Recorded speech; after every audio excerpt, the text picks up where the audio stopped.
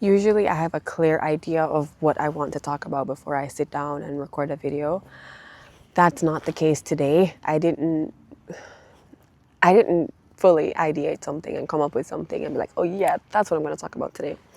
So this is going to be a selfish video, for lack of a better word, because I have a general idea of what I want to speak about, but I haven't developed it in such a way that it can make sense for you or benefit you, but it will be mostly about my story and what I've been noticing over the past few days and maybe even weeks.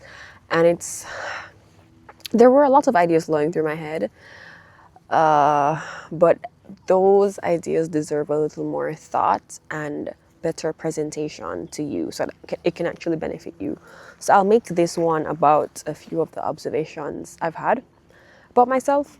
And so if you want to listen, if you learned something, if you just want to listen in, then you're welcome to stay, and I thank you for being here. But I'm going to talk about nervous system capacity, or signs that I've noticed that my nervous system capacity has changed with just things that happen in my life that if they had happened 6 months ago or a year ago or a few years ago would have completely derailed me.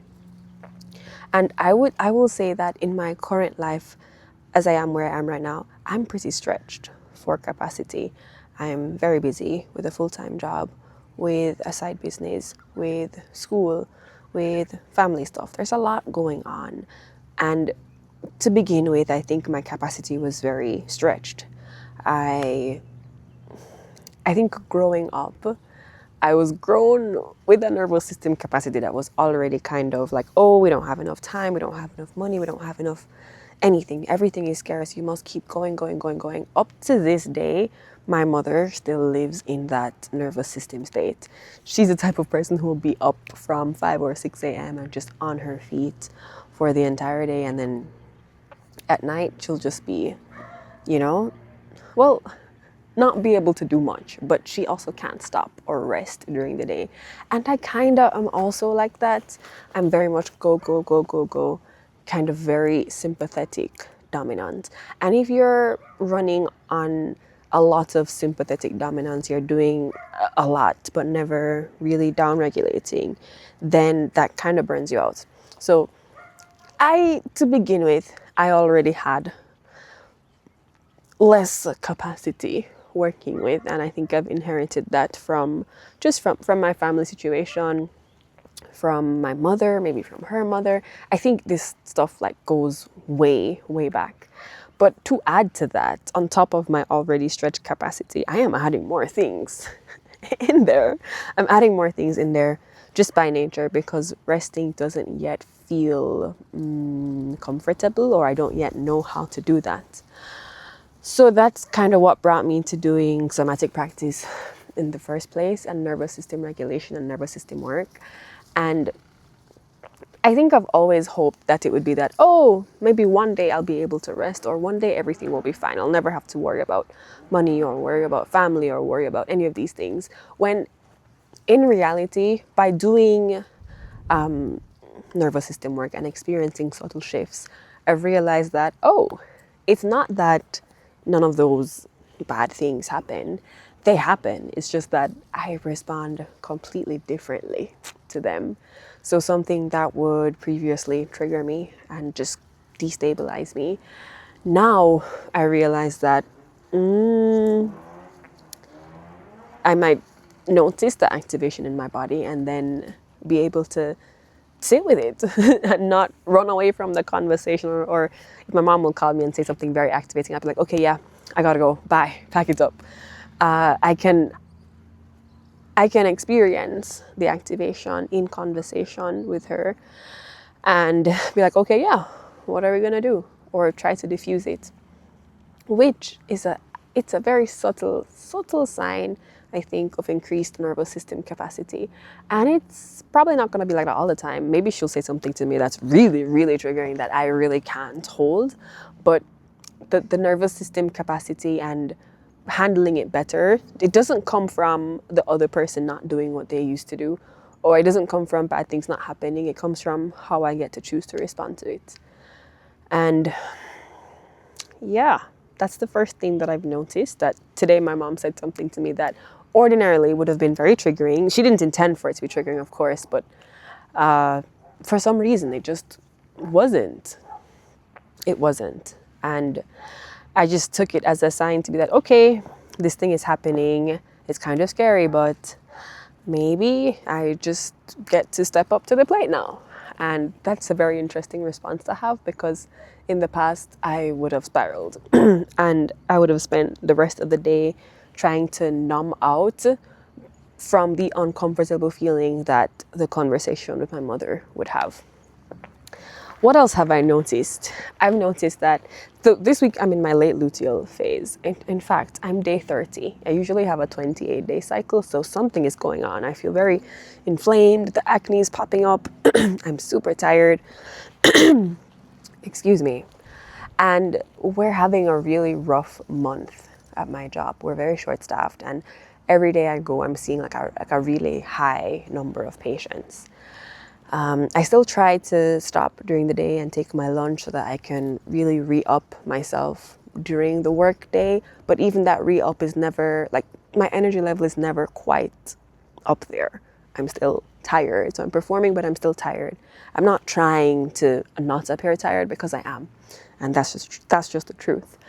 So I found that even though I'm tired, even though I'm seeing lots of patients, and even though I feel a little bit stretched at work, I had an instance earlier this week where someone, she was upset about something and she brought it to me. And you know, when someone is upset, often they don't know who to be upset at.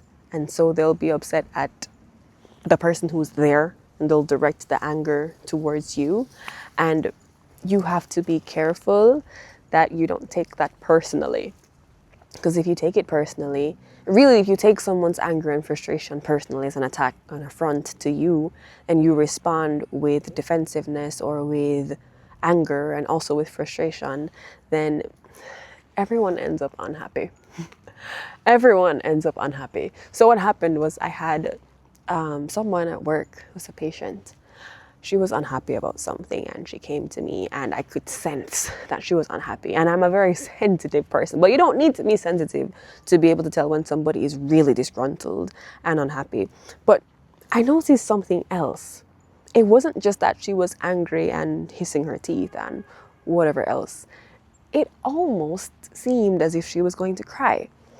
And so in my attempt to really empathize with her and, you know, not get upset at her, even though she was upset at me and this system that was causing her inconvenience, I realized that, oh wow, she really wants to cry. She must feel sad. And so then I felt that, because when she approached me with anger and feeling upset, I felt something rise within me. I felt like tension and something in the heart space here.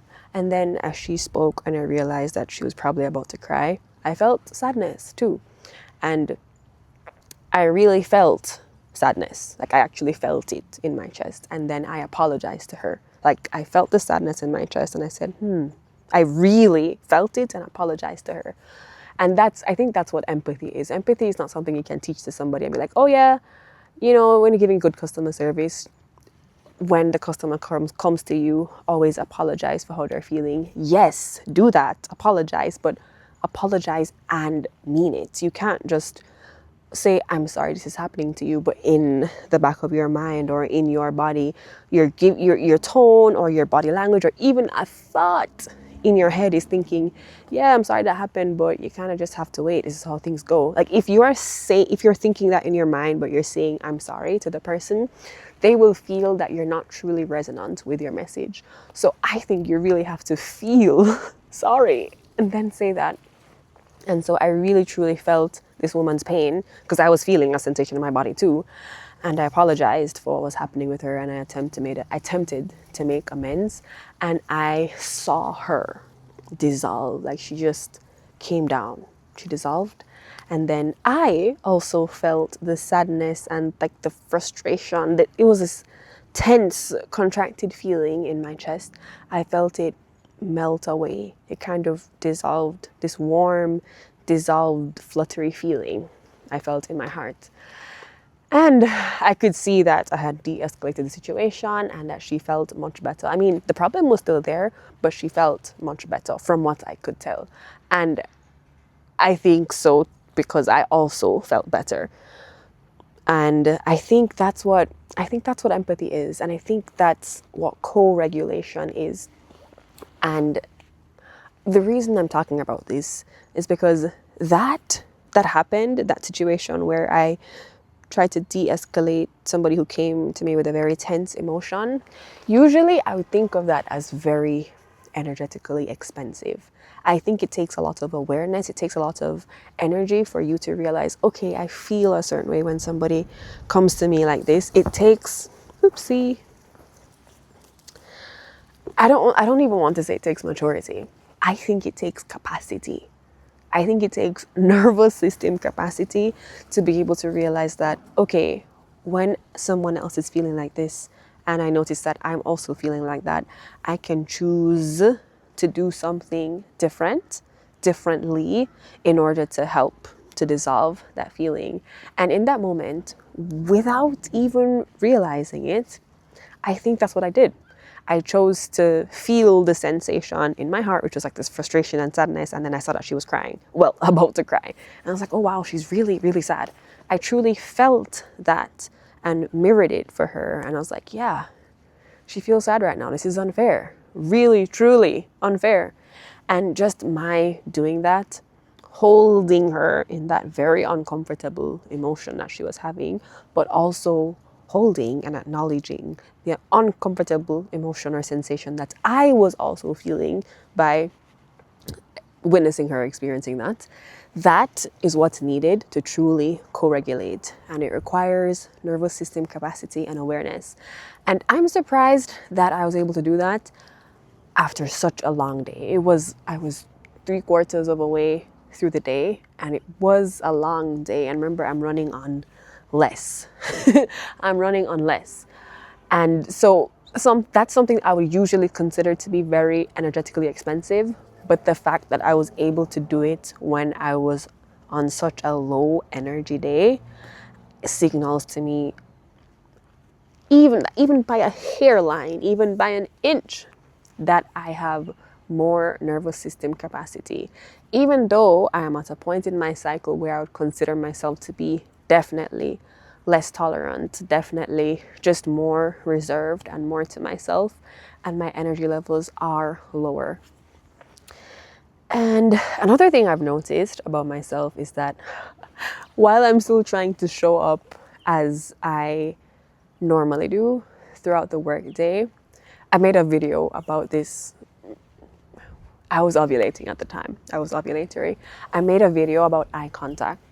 I noticed that when I'm like flying through these 20 odd patients in a day, like I'm listening to what they're saying, but I really just can't always give them the eye contact. I will listen, I will feel them looking at me, but I don't always have the energy to turn to them and face them and be like, oh yeah, I see you, I feel you, I hear you. But I'm doing it with my presence, just not with my eyes. So I found that through this particular luteal phase, I'm noticing more and more where I have to avert my eyes. I have to avert my gaze. And I think that's one of my ways of conserving my energy. And I made a video about that. It's called, what did I say? I'm unsubscribing from neurotypical norms, eye contact, because I decided that eye contact is very expensive. It's very energetically expensive. I don't always want to look someone in the, especially if I'm doing it for like 30 plus people in a day, like giving eye contact to more than 30 people in a day while going deep on their issues and like actually going within myself to help them, that is hard for me. I do it not well all the time, but I do it, and I will not force myself to overperform during a time when I just can't do that. I will still be Dana, I will still be compassionate, I will still provide the best medical care I can, but I just won't exhaust myself while doing it. in summary, there is no summary because this was a rambling video.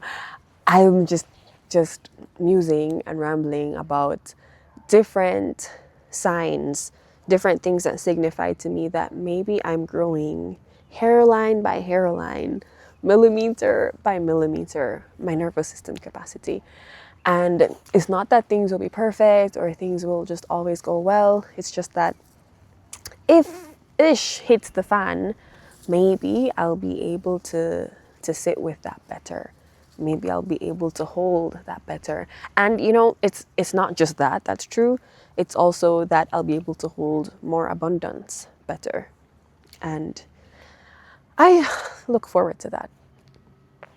Yeah, today's video is not some profound. Actually, I don't even know that any of my videos are profound. Most of my videos are just, I get my video ideas from me talking to friends or just doing something randomly or washing the dishes or showering, or I will consume a piece of content that like makes this fire rise within me and I just really want to talk about something and I get fired up like that. That's how I get my content ideas. And so I didn't have that experience today, but there have been a few things on my mind and I just thought I would share these specific ones about nervous system capacity. And yeah, if you have actually made it this far, congratulations on listening to a completely selfish video because I don't know how this could possibly be helpful to you. But if you've listened and if you have anything to share about your capacity or about anything you've noticed about how you perform or what you can tolerate at different points in your cycle, I would love for you to share that in the comments with me. And I'll see you in the next one, hopefully with a really fun video idea.